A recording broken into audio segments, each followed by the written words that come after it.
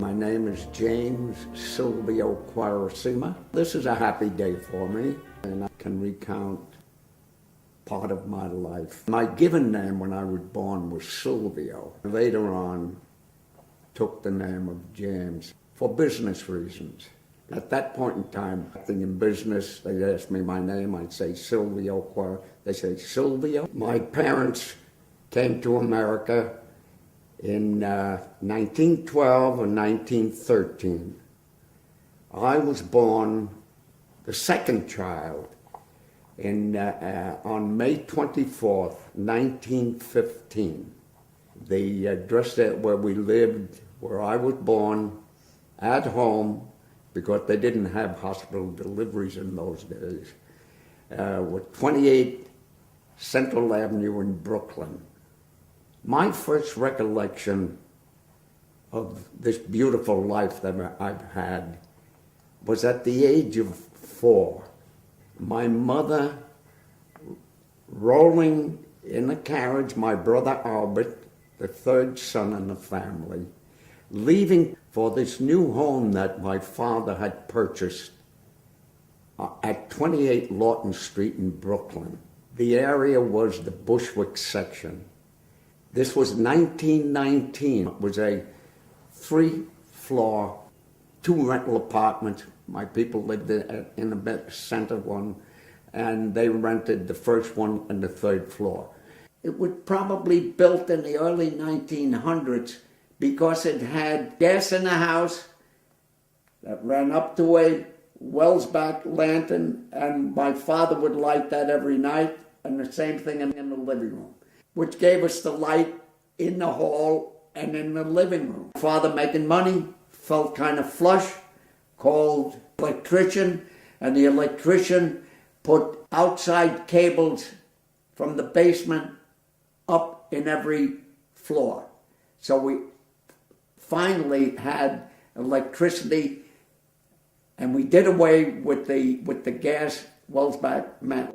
And I remember my father sending me down to the hardware store with like 10 or 15 cents to buy 2 or 3 of these things. And they were very, very delicate, you know. You had to be careful how you install them. Yes. Railroad flat. There were the kitchen, the living room. Then you went through it by a little hall that had 3 drawers on this side and 3 drawers on that side. And you walked into a bedroom. And that was a bedroom there. And then there was another bedroom, which was Mom and Pop's. And then on this side, there was another bedroom in back of the hall. There was the kitchen where the lead tub was, the double lead tub, where we used to take our baths as little kids. My mother would give us our bath there. When we grew up later, my father would take us down to Central Avenue where there were public baths. We'd take the towels and soap and go to the public bath, 3 boys, my father, and that's where we would shower, we'd change once a week. And as I look back, I was very surprised to the fact that 28 Lawton Street was in the Bushwick section. And it was 1.5 miles from Mayor Highland's home on Bushwick Avenue, where they had 2 big pillars with these white globes and so forth.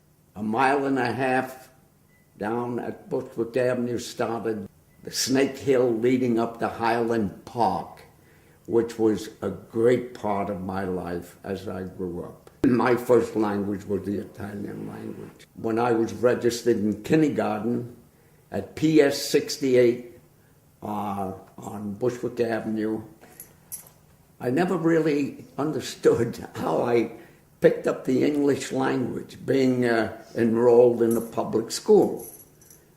But that's the way I picked up the English language. We went from kindergarten to up to first, second, third, fourth grade in public school, 68, and the secondary school from fourth grade to eighth grade was PS 74, and the two schools were back to back, and they had a huge playground that joined them. That's where we used to gather playing baseball and a couple of fights, as I remember. My mother's maiden name was Maria Ann Modon, M-O-D-O-N. And my father's name was Fernando Emilio Quaresima. My father was born in San Vito. It's a district outside of Rome.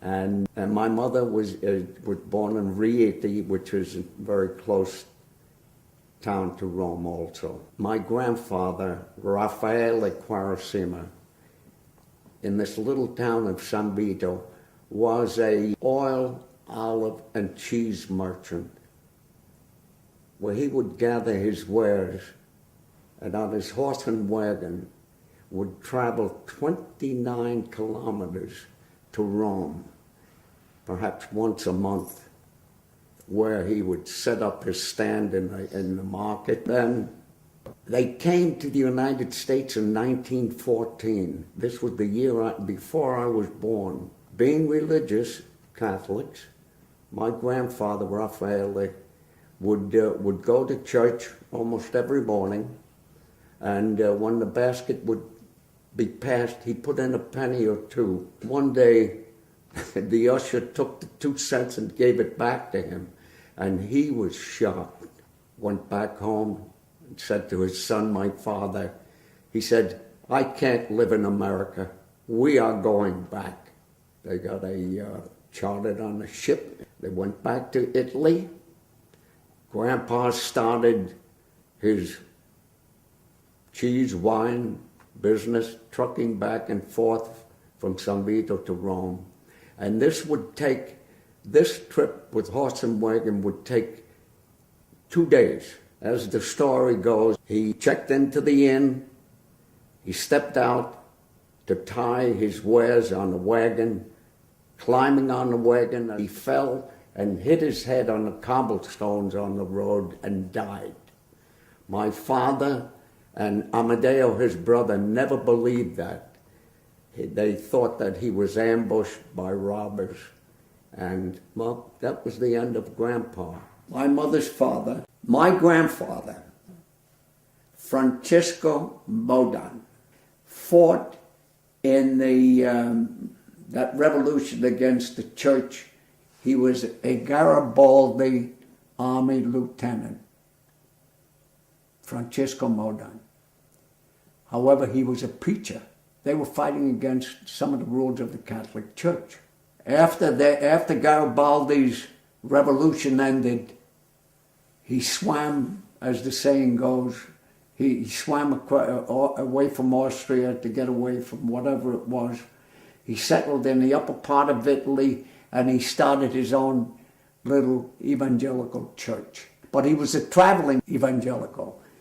And I can just imagine, horse and cart, 5 brothers, my mother and his wife. And my mother has stories where they were stoned in different villages that they had to leave because he was preaching his gospel. This is my mother's side of the story. My father's side of the story, where religion is concerned, my father and I, when I went to Italy, I've been to Italy 7 times. When I go there, I've always gone to St. Rocco Church in San Vito, where my father was an altar boy, where he lost his faith because he saw the priest eating meat. And they always say, don't eat meat. That's his story. My mother and father were married in 1912. She was from an evangelical background. My father, a Roman Catholic, right? And there was always that little conflict there. My mother and father were cousins. Okay? They were cousins. Francisco Modon my mother's father married a Guadissima, okay? So they were cousins. And of course in Italy, close by, life goes on and procreation, thank God I'm here. They said if you marry cousins, your kids are going to have pointed heads. But no, do I have a pointed head? I went to Ellis Island with my sister Helen back in 1995, I think it was. I looked it up, and I got the dates when my father came here, when my mother came here, when her brothers came here. Pop came here first to America, then Mom came. And of course, you know, people from your own little area and so forth, their cousins, they got together. They fell in love. They got married. Grandpa, my mother's father, came to live with us at 28 Lawton Street. And it was there that he lived for about 2 or 3 years when he moved to Jamaica, where my mother's brother, John Moden, had a fish market, and he went to live in Jamaica with my Uncle John, where he died. And he's buried in Mount Olivet Cemetery. I got the plot, I know where it is. When we were growing up, we didn't go to church. My mother had the feeling she was missing something if we didn't go to church. And there was, on Patchen Avenue, Lawton Street ended, the Reed Avenue trolley was here, and Patchen Avenue started there. And just a couple of 100 feet from Patchen Avenue on that side was a little building where gospel singers had services. And that's where we used to go, maybe on a Saturday. I remember going there, getting bags of candy. This was part of our lives as children, this little gospel church. What is cute and interesting, the gospel singers, and every Friday they would, with the guitar and a trumpet, on the corner of Broadway and Lawton Street was a furniture store, and the gospel singers, they would sing, "Throw out the lifeline, throw out the lifeline, someone is sinking sadly away. Throw out the lifeline, throw out the..." This was the religious background and feeling and sermon that we used to get. And it was nice. And at Christmas time, they had parties, and it gave us a feeling of belonging to something, and we enjoyed it as kids. However, as I grew up, there were the Nino Falcone and a couple of the other kids, they were Catholics. And these were kids from parents of my father's ilk. And I would go to church with them. But I did feel left out. I do have a little empathy and sympathy for the immigrants, the aliens, whether they're legal or no or not. My mother, since I had not been baptized, my brother Alfred had been baptized. He was the first son. And because grandparents were here, the one that fell off the wagon, he was religious, okay, and Alfred was born and he was baptized.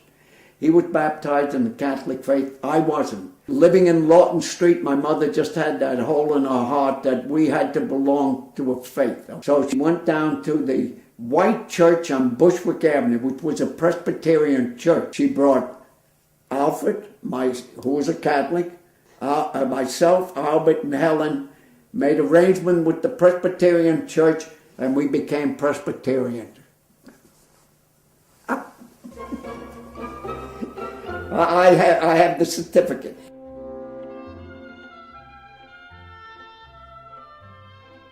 Things that happened in our family, wonderful to start with in the early part of our family life, and then became very tragic with the collapse of the United States stock market in 1929 and 30, which affected our family terribly.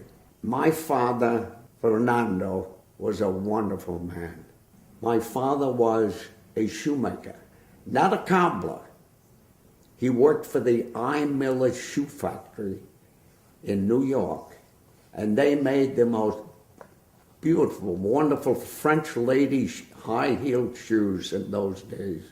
And my mother, God bless her, an Italian immigrant, always wore the best French high-heeled shoes that were available in the market.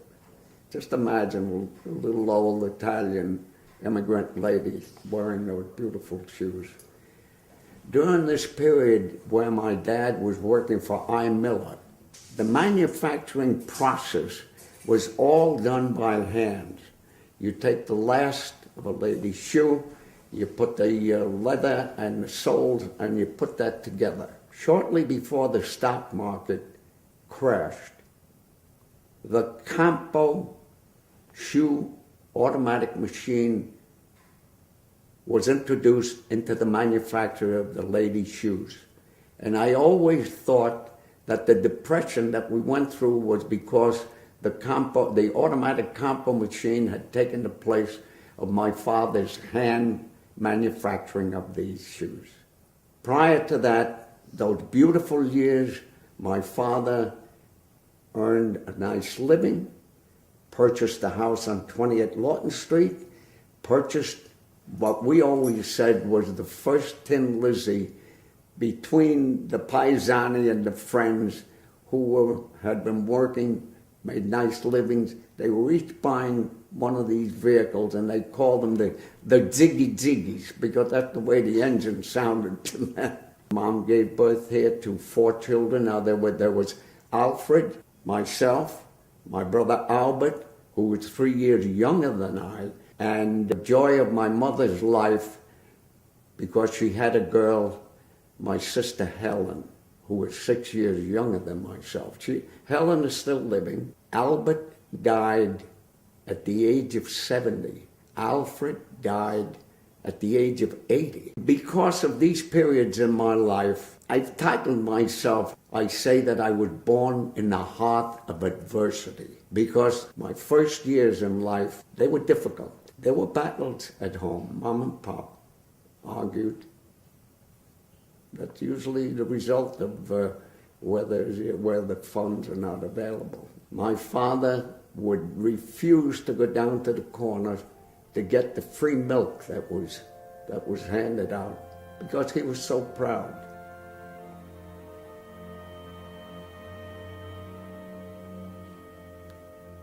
In those days, 27, 28, and 29, my brother Alfred was 3 years older than myself, was quite an entrepreneurial young man. He read in the newspapers that the farmers were looking for people to go from house to house to sell their eggs.